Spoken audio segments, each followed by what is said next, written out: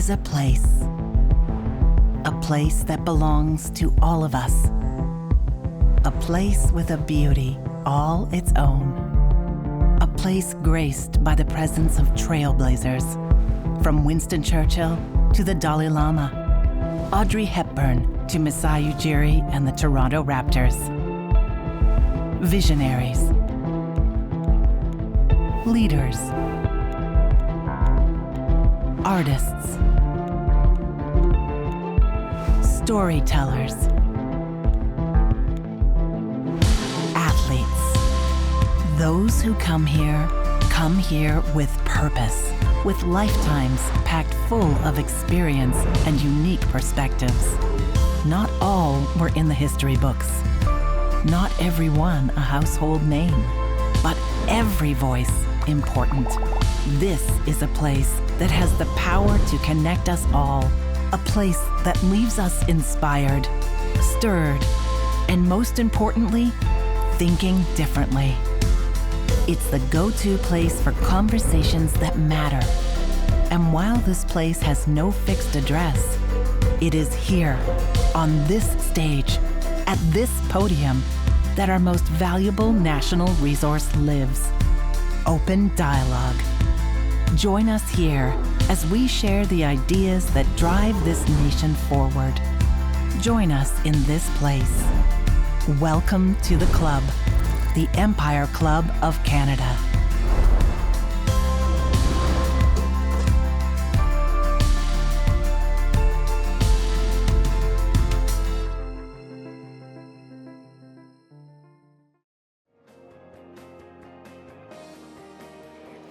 Good afternoon, everyone.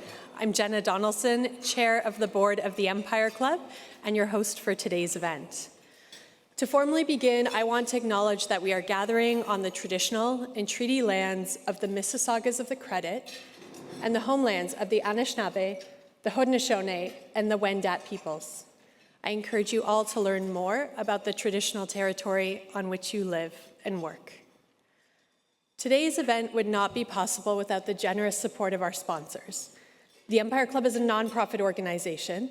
Our sponsors generously support the club. They make events like this possible, and they make viewing complimentary for those of you that are online. So please join me in thanking our lead sponsors, TELUS Health and Teladoc Health Canada. Thank you.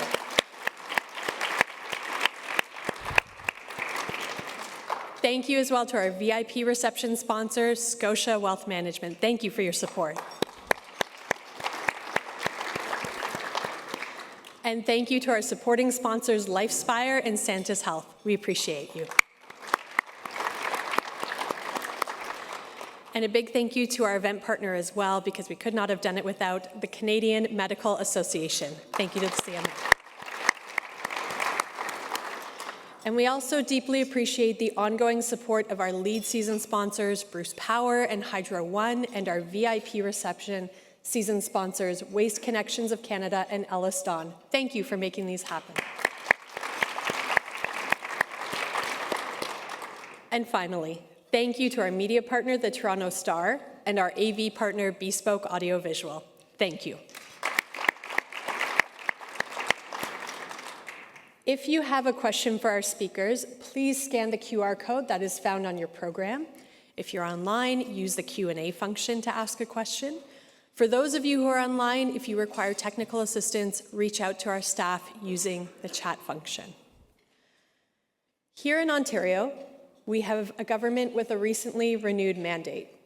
Across the country, other provinces and the federal government are also looking ahead to elections. And the question we all must be asking is, what should Canadians be expecting from their elected officials when it comes to primary care? How can we make sure that policy and funding commitments translate into real improvements for patients? And how do we hold decision makers accountable for closing the gap that has left 6.5 million Canadian adults without a primary care provider? A strong healthcare system is a core expectation of Canadians. It may be even core to our national identity. It wasn't an easy thing for us to create, and it isn't always easy to sustain, but it's now become a part of who we are. And the Empire Club was one of the places where the idea of universal health care in Canada was first discussed. In fact, in 1945, Tommy Douglas stood on this very stage to talk about his post-war plans, including the free health services being offered in Saskatchewan. He spoke of what would eventually become Canada's universal health system. Today, we find ourselves at another defining moment. Core aspects of our primary care system are in crisis. It is, if we are honest, straining under the weight of an aging population, increasingly complex care needs, and significant workforce shortages. And while these challenges affect all Canadians, they are particularly acute in rural and Indigenous communities, where disparities in the healthcare system in access and outcomes remain stark. Indigenous communities continue to face systemic barriers to care, with significantly lower life expectancy, higher rates of chronic illness, and limited access to primary care providers. Addressing these inequities in our health system is critical for policy change, and it is a moral imperative. One of the great things about being Canadian, I think, is the deep knowledge that there is always more to do. As Canadians, we know how to roll up our sleeves and get the job done.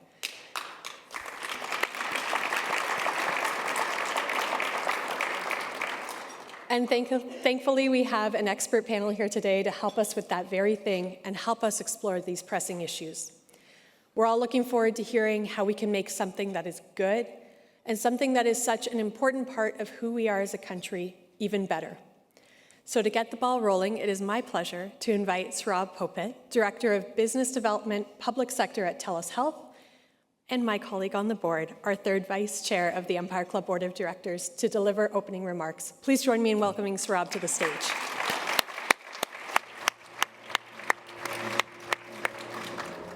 All yours, sir. Thank you, Jenna, and welcome everybody here today and everybody online. On behalf of TELUS Health, we are very pleased to support today's event and the very important dialogue about how to improve primary care across Canada. As a proud Canadian-based leader in digital health, TELUS Health is focused on supporting primary care clinicians across the country. We are seized with the sense of urgency to innovate, enable, and empower frontline primary care clinicians with the solutions to help them improve care delivery. We believe that supporting clinicians and citizens at the primary care level is foundational to improving the health and well-being of all Canadians. Whether that be through virtual care, home health monitoring, our electronic medical records solutions, which are available in every province and territory across this great land, or our unrelenting focus on advancing data interoperability, personal health records, and building practical AI tools to improve clinical workflows, these are all paramount to improving primary care. Now, we have all heard and seen the challenges in primary care across Canada, including the lack of access to family doctors, the stress and burden on current practitioners, and the need for more innovative recruitment, retention, and licensing strategies. While we have crossed many thresholds, we are still faced with the daunting task of addressing critical gaps in primary care. Collectively, we must persevere and continue removing barriers and working collaboratively to implement practical, innovative, and sustainable solutions while maintaining a relentless focus on supporting our clinicians and patients so that they can thrive.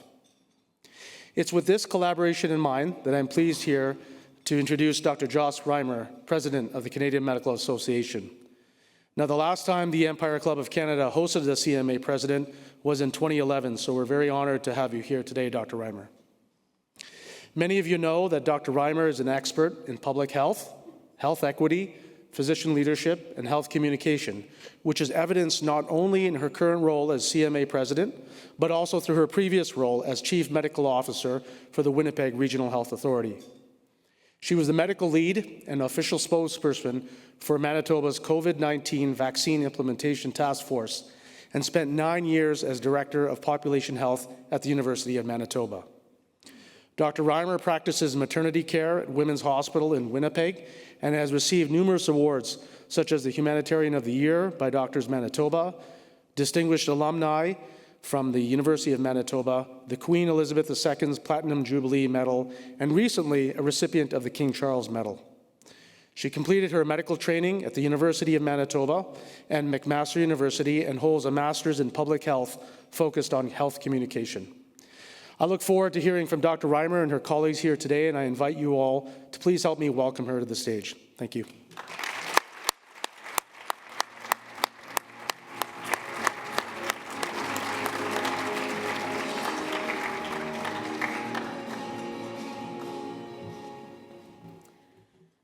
Oh, good, what is it, afternoon or morning? I don't know. Good day, everyone. Thank you so much for this opportunity. Merci à tous et à toutes pour l'opportunité de parler avec vous aujourd'hui. C'est un plaisir. And specifically to talk about this topic, because I think it's something that's front of mind for many of us and something that's personal to all of us. And we're going to talk about access. We're going to talk about how to make the system better. But what I know for sure is that every single person in this room, either yourself or someone you love, has struggled to access the care that you need. And so this is something that's deeply personal to me, but I think also to everyone that's here. So thank you for coming. And I'm going to speak from a few different hats today because I've worked in a variety of different settings. So I'm a public health physician. That's my main training. I worked at the provincial level. I taught at the University of Manitoba, but I also continue to work in clinical medicine at Women's Hospital in Winnipeg, delivering care directly to patients. In the past, before the pandemic, I worked in both team-based and in a solo physician clinical practice in primary care, and also spent several years as a health administrator, as you heard in the start. And so I'm speaking from all of these different perspectives as the clinician in primary care, in the hospital, in health administration, and then of course also currently as president of the Canadian Medical Association, where we represent all physicians across the country and medical learners and advocate on their behalf, but on behalf of all of us, to make the health system better. And we know we can make it better. So I'd like to explore a few of the challenges that we face when it comes to primary care in this country and some of the potential solutions that could make a big difference for Canadians. We, of course, can't ignore what's going on around us, and I think from the time where we started the conversation about this session to today, there's been a few shifts in the context of the discussion. Let's be honest, 2025 had a wild start. From the Prime Minister's resignation, to the prorogation of Parliament, to the quick election that was just completed here in Ontario. It's looking highly likely that we'll be heading to the polls this spring for a federal election, and on top of that, the US proceeded earlier this week with imposing tariffs on Canadian exports, which will no doubt worsen the affordability crisis in Canada and put a strain on Canadians' health. As a public health physician, I know, and I think all of you know, that income is the #1 determinant of health. So while we're talking about the healthcare system, we know that these tariffs will impact Canadians' health and will increase the burden on the health system. And so it's critical that we have a strong healthcare system to help mitigate the impacts of what's going on around us. Information coming out of C.D. Howe Institute in January showed that affordability is already a significant barrier to healthcare across the country. Many people forego medications, forego mental health services, or home care because of the cost. These are all preventative aspects of care that can make people's health not only better in the moment, but prolong their good health throughout their life. We also know from a recent study that Health Canada did that we are short 23,000 family physicians in this country. That is a jaw-dropping number to me. We graduate about 1,700 family physicians per year in Canada. And so just think about those two numbers, 23,000 and 1,700, and think about how many years it would take for us to fill that gap, assuming nobody retires, nobody gets sick, nobody decreases their hours, and knowing that only half of the people we graduate end up doing comprehensive family medicine. Without many other solutions, we will not be able to fill this gap just with the training that we're doing right now. And these gaps are even greater when we look at remote communities, marginalized communities and populations. This is all happening at the same time as we also right now see in the US a complete disregard for science, where there's been devastating cuts happening to research funding. There's been major controls going into the language in science communication.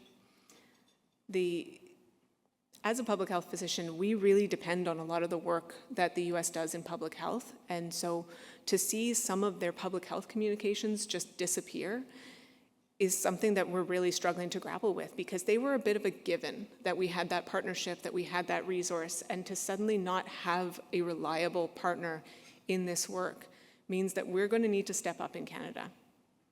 So for all of these reasons, and a myriad of other reasons that we don't have time to talk about, we need a strong healthcare system today more than ever. So now that all sounded quite bleak, and despite that, I swear I am an optimistic person, and I am optimistic about this as well. I am optimistic because we do have solutions, and we have seen examples of good policies being put in place. I am optimistic because everywhere I go in this country, I meet healthcare providers, decision makers, everyday Canadians who care deeply about this country and about the health of Canadians. Last year, for example, the CMA talked to over 10,000 people, healthcare providers, patients, stakeholders, about where the system was failing them, about what they wanted to see, and what solutions could help bridge the gap for them. What we heard loud and clear across the country was that Canadians strongly value our public health system. They also told us that they need access, and they need that system to be responsive and based on need and not their ability to pay. They want a public system, though, that works. They want care where they need it, when they need it. They want a wider array of publicly funded services, and that includes medications, mental health, home care, the same things that people are foregoing because they can't pay for them. And so this is one example of a policy that gives me hope. The first pharmacare agreement was signed last week in my home province of Manitoba. I was so excited to get to be at the announcement, to see that first one get agreed to and hopefully get medications to people. I work at Women's Hospital in Winnipeg, so the fact that contraception was in there was personally really wonderful, because I've had so many patients who have either had to go for tubal ligations because the surgeries are covered by the system, so it's free, or have had an unintended pregnancy. And both of those are not great options, because having an invasive surgery that you don't need, not a great option. It also costs the system thousands of dollars, whereas contraception would be tens per month, depending on what type of contraception you're using. And then obviously having an unintended pregnancy is going to cost a lot more, even if we ignore the social elements, even just the cost side. And so speaking from my practice, that was an exciting part to see. And I look forward to other provinces following suit, and I know there will be some others get announced very shortly, because Canadians need to have access to care, and that includes medication. That includes the diabetes medication, contraceptives, and hopefully in the future others as well.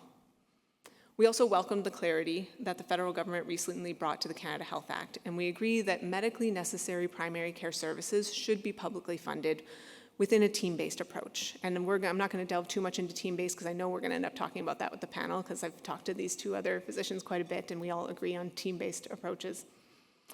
But we do also urge the government to eliminate any ambiguity that allows for fees to be passed on to patients. And we hope to see similar clarification around the provision of virtual care, because there's no going back on virtual care. That is something that is in our system that Canadians want to have access to, and so we want to see that as part of the publicly provided system as well. There are many things that we need to do to expand the capacity in the public system. I already mentioned we're 23,000 family physicians short, and so just increasing the number of physicians is not going to be the only thing that fills this gap. We need more doctors, there's no question. But graduating more doctors takes a lot of time. The average family physician has 10 years of post-secondary education. Time is not on our side right now. There are already 6.5 million Canadians who don't have access to a family physician. So we need to also be expediting pathways for internationally trained physicians. That needs to be part of the solution. And some provinces are doing just that. For example, in Halifax, they recently opened up a new clinic where the purpose of the clinic, other than providing care to patients, which it will do, is to assess internationally trained physicians. And so much like how we have clinics where we have medical students and residents that come through and are assessed as part of their training, this clinic's whole purpose is to spend several months with internationally trained physicians and have them come through on a rotating basis to make sure they're ready for practice in Canada. So there are these really unique ideas out there that we can learn from and expand across the country. We also know that this is not something we want physicians alone to be carrying. There are so many amazing healthcare providers who have different expertise that can balance really well with the expertise of the family doctor. And having the right health provider deliver the most appropriate care is the way of the future. When we work together in teams, our health providers can work more efficiently, they can respond to community needs more effectively. I can speak from my own experience where, like I said, I worked in a solo physician practice, and then I moved to a clinic where we had occupational therapy, a social worker, a dietitian, nurses, a pharmacist. There was no comparison between those two clinics, both for what my patients experienced, but also for me as the physician. When I had someone coming in with gestational diabetes, and being able to send them to our dietitian to talk about low-cost, diabetes-friendly diets, or seeing our pharmacist who could teach them how to use a glucometer to check their blood sugar. That took a lot of weight off of my back. But also, they spent half an hour with the dietitian who has more expertise in nutrition than I do, and was such a wonderful service to be able to provide patients.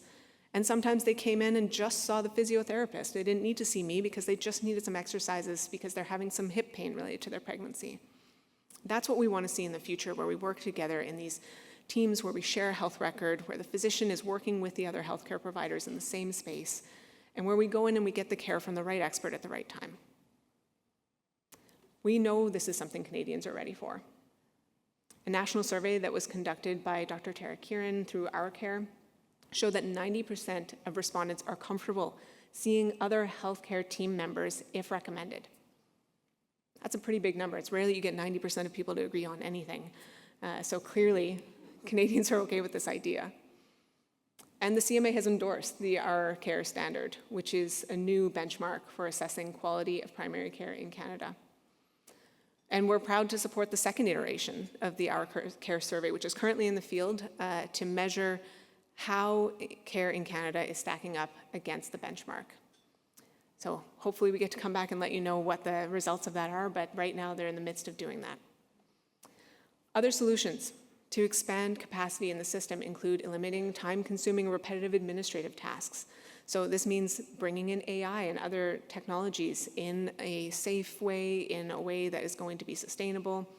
I know that here in Ontario, there's been some funding to bring in AI, and hopefully Dr. Novak can talk about that because he'll have more expertise than I do about what Ontario has been doing. We need to connect all points of care to empower patients with their health information.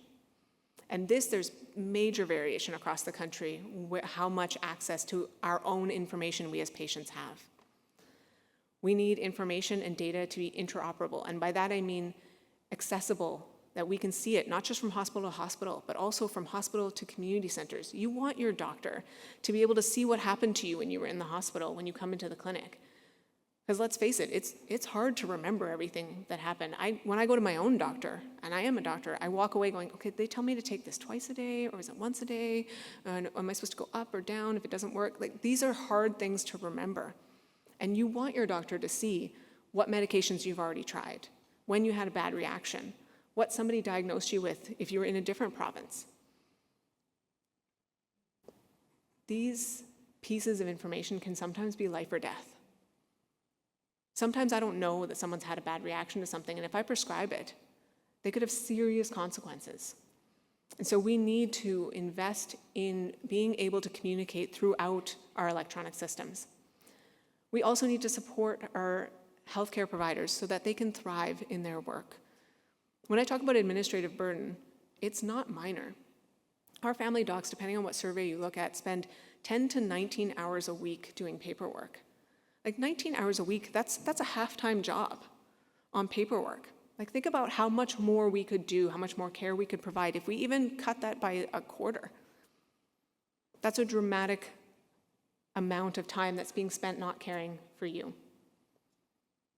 And even things like changing physician mobility could have major impacts. Right now, physician mobility is limited. With a few exceptions, practicing in a different province or territory involves quite a burdensome process. It also requires thousands of dollars in fees.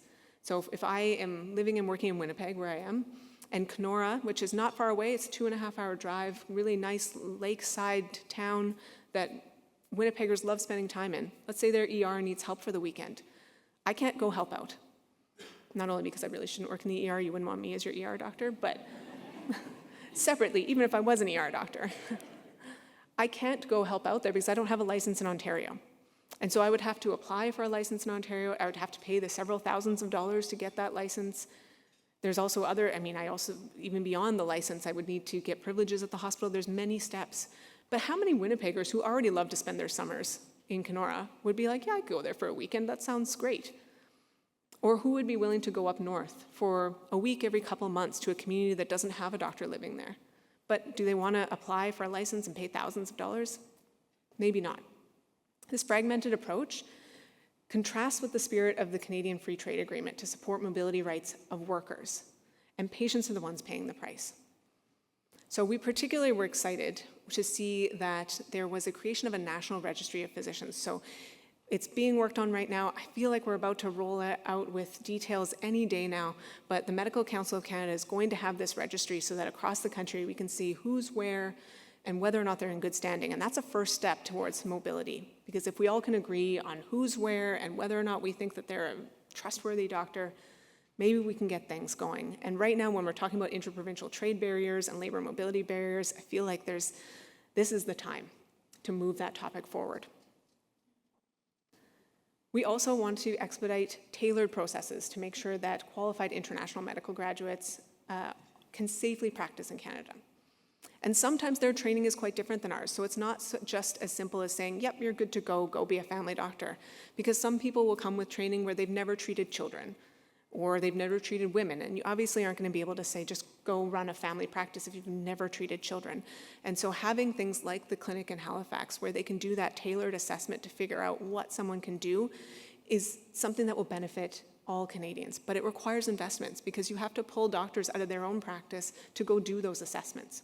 Now, that's a win if you end up with 2 doctors coming out, but it still requires that investment. I'm going to briefly also talk about Indigenous health, but we have the president of the Indigenous Physicians Association of Canada, so I can't do any justice to the topic compared to what she can offer today. But we do need to make sure that we include and hold space for the unique needs of Indigenous peoples, because all of the barriers that I just talked about are experienced by Indigenous peoples and then some. This includes anti-Indigenous racism, discrimination, both at the individual level and at the systemic level. This is something that no one should have to face.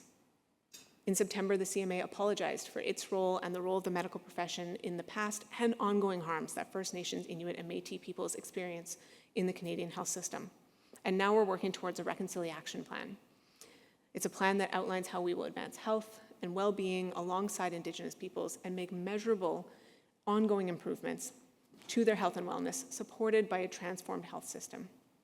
This means we need to be doing government advocacy to break down barriers to good health. We need to be working alongside Indigenous partners to support them and call on government, for example, to guarantee clean water to Indigenous communities. There was a bill that, with prorogation of Parliament, is not now moving forward, but we hope gets reintroduced, and we supported that for clean water for First Nations communities. We want to see an end to forced and coerced sterilization and shut down residential school denialism. The CMA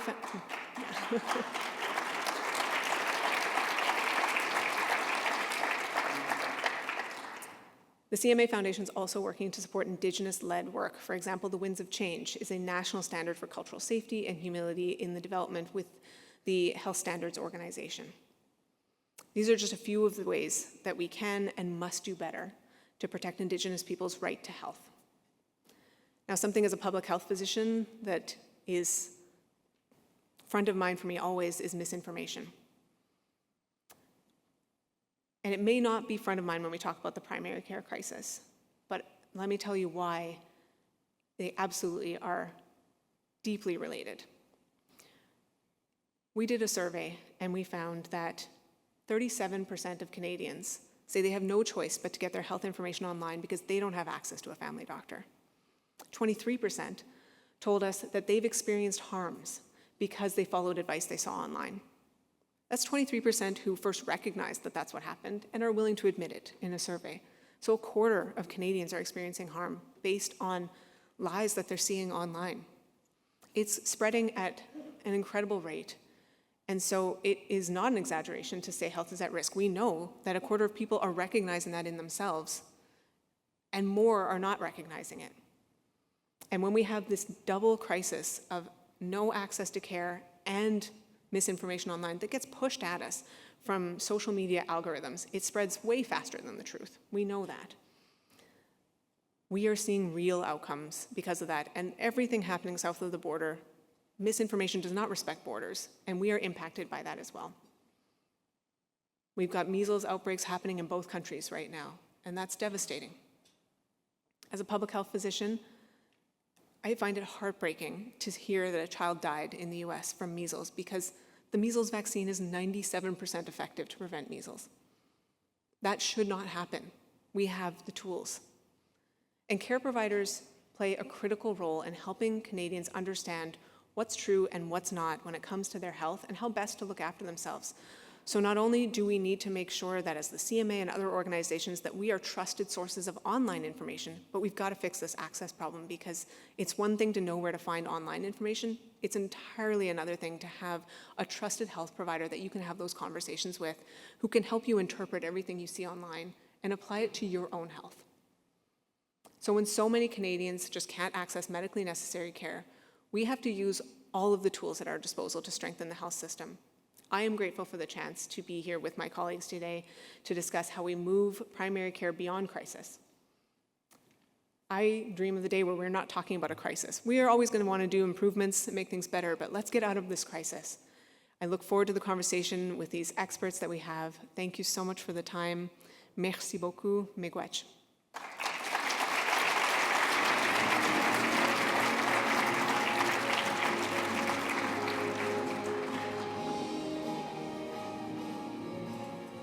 Thank you, Dr. Reimer, for those substantive remarks. For what it's worth, your optimism shines through. So thank you for bringing us, though, the gravity of the moment and the tools we need to move forward. It is now my pleasure to invite the rest of our panel to the stage. Dr. Dominic Novak is president of the Ontario Medical Association.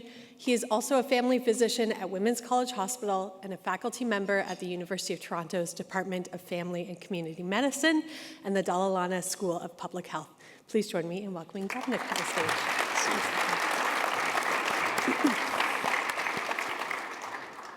Dr. Augusta Horn is president of the Indigenous Physicians Association of Canada and a family physician from Kahnawake working in Akwesasne. She integrates both Western and traditional knowledge in her practice with a focus on environmental health, the impact of pollution, and holistic healthcare for Indigenous communities. Welcome, Dr. Horn. Have a seat. And of course, leading today's discussion is Kelly Grant, national health reporter at the Globe and Mail. Kelly has a deep background in investigative journalism and has reported extensively on healthcare issues from chronic disease to the challenges of primary care and access in remote communities. Welcome, Kelly. Thank you so much. Over to Kelly and our panel. Hello, everyone. Thanks so much for joining us today.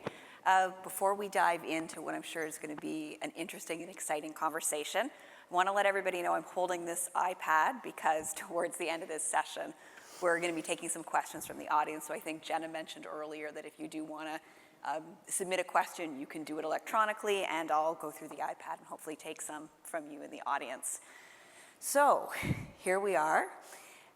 I know we're here to talk about primary care today, and I'm excited to get to that topic, but I feel like I would be remiss if I didn't start off by talking about the American elephant in the room, which I think is something that's on all of our minds this week. And so for you, Dr. Horn, because you practice in Akwesasne, which is, on the border, Quebec, Ontario, and New York State, I wonder if you could start by telling us what concerns you have about some of the policies that we're seeing from the Trump government. Thank you very much. This is a very interesting time. Akwesasne is a Ganyakehaga or Mohawk community, and we're bisected by the Canadian-American border as well as the Ontario and Quebec provincial border. So we have multiple jurisdictional issues. And a lot of the people in the community get their information from the American news networks and, of course, the misinformation streams that we were talking about. And so the expectations of the people there may be a little bit skewed towards the American side. We also have incredible problems with access to care. And so a lot of our people have to seek care in other jurisdictions. I do practice with an Ontario and Quebec medical license. I don't have a New York State medical license. A lot of our people will have to, for access issues, go into the American side. But now we're seeing cuts to Medicare, and we're also having concerns about many issues. We have a huge environmental issue that's happening in our community for 50 years or so. And so we have an incredible amount of toxic accumulation of pollution, such as PCB, aluminum, lead, mercury, and fluorine. And now, because a lot of these places right upstream and upwind from us, we have all sorts of new industry coming to the area, and this untreated land and water is now at risk of being redistributed over into our community. And so now, with one of the big changes we're seeing in the south side of the continent, Turtle Island, is the decrease in the Environmental Protection Agency's ability to survey and hold accountable different industries that are polluting. And so I'm really worried because we already have incredible health issues because of these chemicals. Our endocrine, neurotoxic, carcinogenic concerns as a family doctor are very paramount.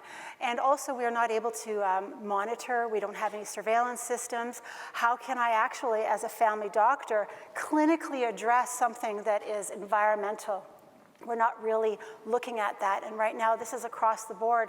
Right now, we're having massive relook at the way that Canada, procures its natural resources. And are we going to forget about the environmental cost? We have to take, first and foremost, in all of our discussions about what's going to happen in Canada, the tenets of Bill S5, which is a right to live in a healthy environment, as well as Bill C226, which is an act to create a strategy to address environmental racism and injustice. And so here we are on the Canadian side, an Indigenous community, and now we have to hold the Environmental Protection Agency, we have to implore them to hold account these American industries. And how are we going to do that when we have a border, we have jurisdictional issues, and now we have an administration on the southern side who doesn't want to hold the environment to account. And so I have a lot of concerns as a family doctor working in Akwesasne. These are also concerns seen in other parts of Canada, and I appreciate us always taking into account the environmental exposome that that often is put to the side, but is a very strong predictor of health. Thank you.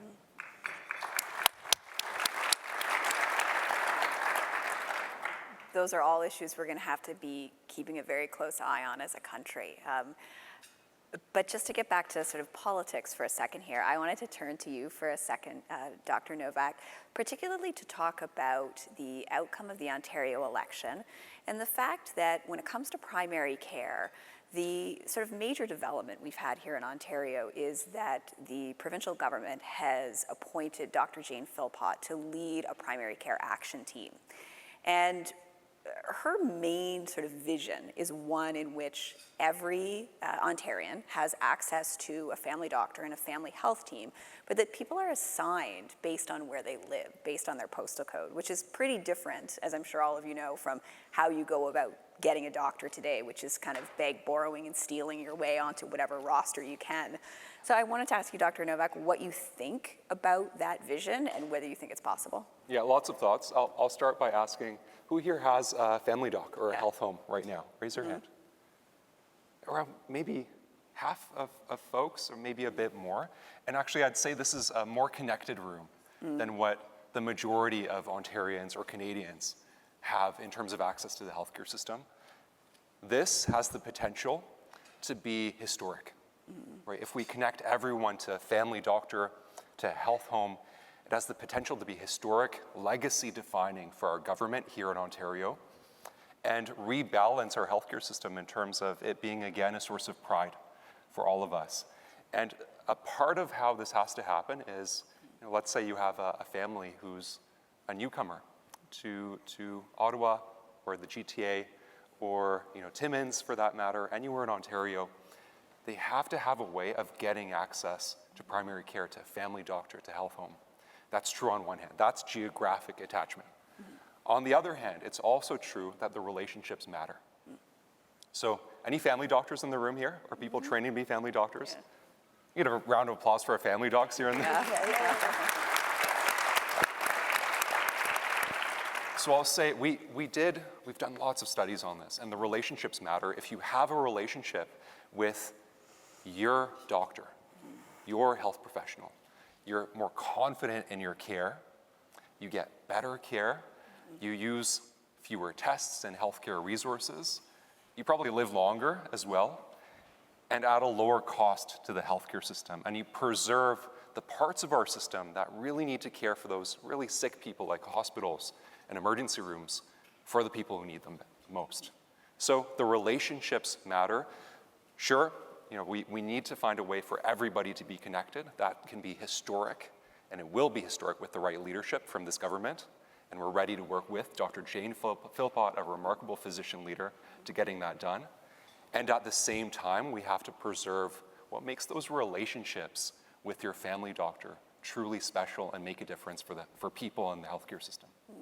I want to just follow up and ask you, another piece of Dr. Philpott's vision, the health home that was approved in Kingston, which is where she sort of started the ground floor work of this experiment, and Dr. Kim Morrison is here, I think, as well, who's really been instrumental in that work up in Kingston and Napanee. The health home has a model where the doctors are salaried, right? As most people in this room probably know, doctors are independent, small business owners in a lot of cases. She is a supporter of the idea of hiring doctors as employees, making them salaried physicians. Do you think that's a good idea? What I'm hearing from doctors across Ontario is that there's a willingness to be part of models like this. And the benefit of models like this are that you get to focus on doing the clinical work. You get to focus on doing the clinical work rather than the administration and the red tape and bureaucracy of the healthcare system. That's taking up 19 hours per week of doctor time right now, for our family docs especially. And on the other hand, what makes models like this successful, I'm looking at Dr. Moore over here as well, Dr. Kim on the side, is physician leadership. And on one hand, we need to make sure that doctors are supported to being docs.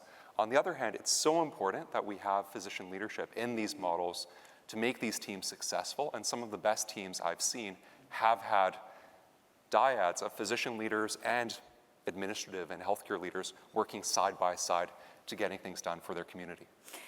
Yeah, do you want to add on that? Because I would say what we're hearing, particularly from our younger physicians, is they're more open than ever to these ideas.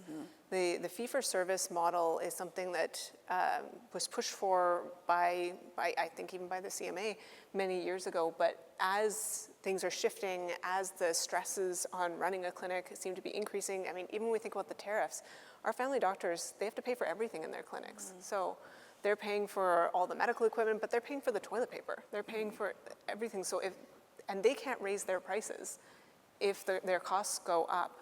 And so the idea that they wouldn't have to have that stress front of mind and instead could focus on the patients, particularly the younger physicians seem to be much more open to that. And I worked for several years as a health administrator, and we ran clinics where our physicians were hourly contractors. So not employees, but they weren't responsible for hiring or anything like that. And we never had openings. We were fully staffed pretty much all the time while we saw our fee-for-service clinics that were run by the physicians struggling to recruit. So it's clear that there's a desire for change and to be able to refocus in on the patient. Can I yes and to that? Yeah. So Yeah. some of the Please. happiest doctors I've seen have been the ones that are working in teams. Yep. And there's a reason for that. And that's part of how we get our healthcare system back on track and make family practice, generalism, the parts of the healthcare system where we need our doctors, joyful again and sustainable and viable as career choices for our medical students and residents. But when we're talking about teams here, part of trying to make sure that people have access to healthcare without only ever seeing a family doctor has been these sort of moves towards expanding the scope of practice of people other than doctors, your pharmacists, your nurse practitioners.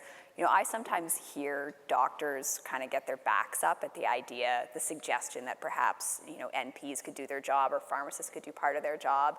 I wonder if I could ask you, Dr. Horn, what you think of these expanded scopes of practice. So I do think that I do support the expanded scopes of practice, but I do have some concerns. I know that where I work, my patients are very, very complicated, and there's no such thing as, just a UTI and just a sore throat. There's always so much more, and it takes a long time, and the fee-for-service model does not account for the complexity that my patients have. And so when these particular people who have very simple presentations, and they're seen by our colleagues, that's very good, but that means I have such a heavy, heavy burden of the people who are more complicated. And so, and because the fee-for-service model does not adjust, it just is very burdensome. So recently, our clinic went from a fee-for-service model to a salaried model, and I can very much attest to the complete, the satisfaction with being unburdened from having to fill out the chits and send it in and do all that billing. Wow, it's like night and day. And so that really has had a major change in my happiness for working. And so as far as having a team approach, it is really wonderful because I don't have to think about the billing. To have now a team who can take care of the things and give me the time to take care of my complicated patient presentations. The only concern that I have is I don't ever want us family doctors to be replaced. We do have AI, and now we've all started using them in our clinics. It's wonderful to now be doing patient-centered care again. I was doing EMR-centered care for a long time, where I'd be typing and I'd ask questions, and then I'd look, and then I'd continue and look, and I wasn't even talking to my patient. And then my exam, I'd get up, and it was very cursory. Now that I have AI, I can actually communicate, talk, and it's doing its work right here, and I can examine them, and it's wonderful. It's like I have a scribe in there that is helping me to do patient-centered care. I do think I'm doing a better job. However, I'm teaching that machine how to do my job. So I want to make sure that I'm not replaced one day by this AI machine. So what is it that we can do that is different from everybody else? We as family doctors, we're generalists, we're diagnosticians, and we do excellent physical exams when we're given the time and the space to do that. So we can have teams where we can once again do what we were trained to do: physical exams, diagnose complicated issues, work with our patients, helping them understand some of the complexities of their care, make these treatment plans that are truly working, and have the time to do that because of a model that is more salary focused rather than billing. I think the team approach is the best way, and I think by doing that, we can somehow have the AI as part of our team and not replace us. Wow. I hope I'm reading it right, but I'm seeing my time counting down pretty quickly here. So we have about 3 minutes left if I'm looking at the clock quickly. So this flew by. So I might just quickly go to the iPad to take one question here. And I think this is probably what we'll do. There's a question here about what role you think municipalities have in playing in attracting doctors. And maybe I could ask you this, Dr. Reimer, do you think that is the job of cities and towns to bring in their local doctor? Yeah, I mean, I guess I would say it shouldn't have to be. But we've seen some really creative examples where municipalities have taken some leadership steps to create spaces where the physicians feel supported. And I think that's the key point, is that whoever is creating it, we want these clinics where the physicians feel like they can thrive, where their work is what they train to do, where they get to focus on the patient. And so I've seen some municipalities come up with these funded clinics where the physician really can come in and focus in, and they've got the tools and the team to make it happen. The way we organize our system right now, it's typically the provinces and territories that run that, but that doesn't stop municipalities from taking that step and trying to attract physicians. I think we just all need to be pushing in the same direction, and that's the main goal. Sure, I think both of you want to add something here, so go ahead. It's a hot topic. I've spoken with probably over 100 mayors and councillors and other folks on this. They don't want to be doing this, right? But they have no choice but to get involved in healthcare, and that's because we've had chronic underfunding, underinvestment in the parts of our healthcare system that serve as that foundation, right? So there is a role for all levels of government to play in making healthcare sustainable, but the focus should be on that provincial role in getting our healthcare system back on track.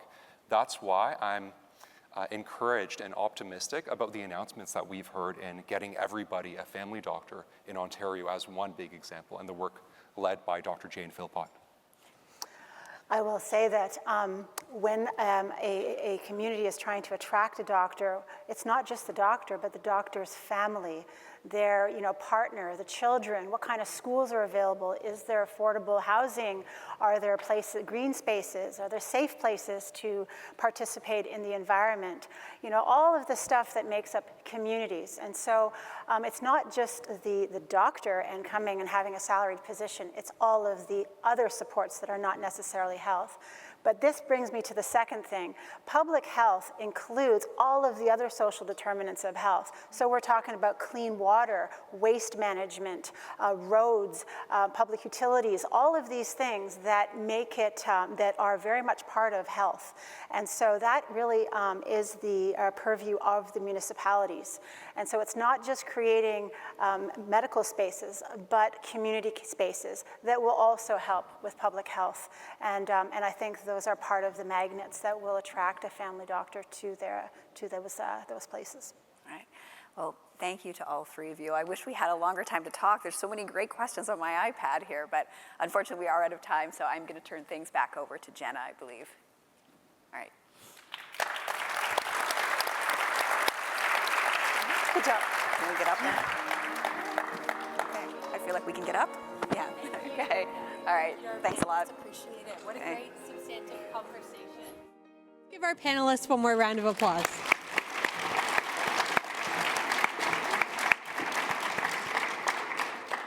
And thank you all for the critical work you are doing to strengthen our healthcare system here in Canada. And thank you, Kelly, for leading such a compelling discussion.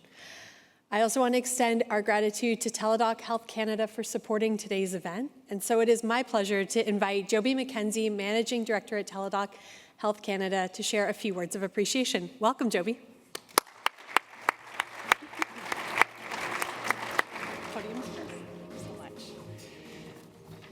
Wow, what a fantastic panel. I know I'm going to start from where we started this lunch, and such great pride. When I hear the Canadian National Anthem, I get goosebumps. And this is a moment for us to truly shine as Canadians. I had the privilege of representing Team Canada using this giant-sized body that I have to play basketball. And so I know on the world stage, it means a lot to us that Canada is shining. And it is sad for all of us that we think our healthcare system is in crisis. good news from what I'm hearing in this room is that there are answers, right? We actually all need to be on Team Canada, rowing in the same direction as we just heard. And I'm a mother of 3. I have a husband. All 5 of us don't have the same healthcare needs. I am thankful that the healthcare system has prevented, quite frankly, deaths or tragic healthcare outcomes. So I'm proud of our Canadian healthcare system. And I also know, as the managing director of Teladoc Health Canada, working from coast to coast to coast, that we have challenges to solve, and systems across this country are solving it at a system level, primary care crisis, and there are actual fantastic outcomes. People in rural, remote, Indigenous communities, there's ways of approaching this at a system level. We have the privilege of providing not just primary care, but also acute care and specialty care. So we can really think about how do we actually achieve outcomes across the quintuple aim. It might seem illogical, in fact, that you can have fantastic patient outcomes, fantastic physician experience at a lower cost, delivering health equity and population health, but you can actually achieve it if we think at a system level. In Newfoundland and Labrador, we provide care for 20% of their primary care patients, and we support many hospitals staying open with our technology in those hospitals, which means we prevent primary care patients from walking into the emergency department, which means we're effectively using emergency rooms for emergency care. And there's different ways of doing it. If we think about how do we leverage the proof points that exist, whether or not it's technology, team-based care, AI, there's many different solutions, and how do we combine them and truly feel like we're standing on a burning platform to solve these problems that are solvable? We are all patients. We all have family and friends that need our system to work. And so hopefully when we come back this time next year, I'll invite ourselves already. We're going to be talking in a much more optimistic way about the fantastic outcomes we can have. Certainly, I feel a responsibility at Teladoc Health Canada to contribute, but I certainly know it's only through partnerships of us all contributing in different ways to solve this crisis. And so truly thank you for allowing us to sponsor. Thank you for your passion to solve these problems together. I'm really optimistic about what's in store for the future and for all of us as patients. Thanks so much. Have a great afternoon.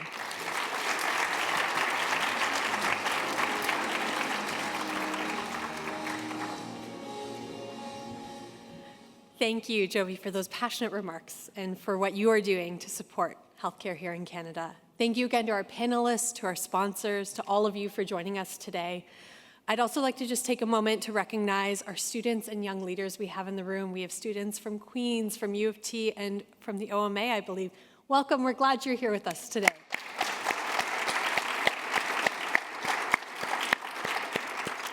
For those of you that would like to stay connected, please subscribe to our newsletter by scanning the QR code that you will find on your tables.